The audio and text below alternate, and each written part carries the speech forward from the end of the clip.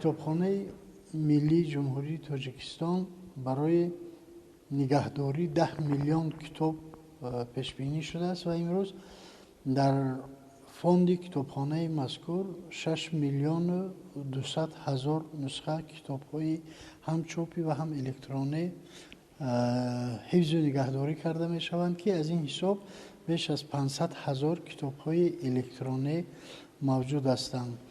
Китобхона дорои 25 толорҳои хониш, ки баъзеи онҳо махсус гардонида шуда, яъне доир ба соҳаҳои алоҳидаи дониш мебошанд, ки барои 1458 ҷойи нишаст, яъне хонанда метавонад бемамоният барои дарёфти адабиёти зарурӣ аз ин толорҳо истифода кунад. Ҳамарӯза хонандагони китобхонаи миллӣ имкон доранд, ки ба 8 миллион маълумотҳои оморӣ муқоисавӣ, яъне байналмилалӣ оид ба соҳаҳои иқтисодиёт, иҷтимоиёт, демография ва ҷуғрофияи 205 давлати ҷаҳон ошноӣ пайдо кунанд. Илова бар ин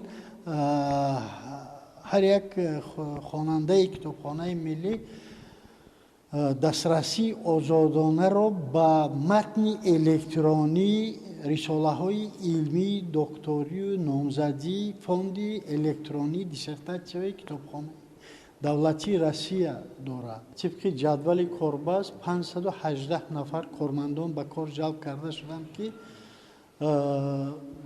вобаста ба вазифа ба ӯҳдадориҳои худ ва тахассусии фаъолияти ҳар як бахшу шуъба, яъне корро ба роҳ монданд. Ман боварӣ дорам, ки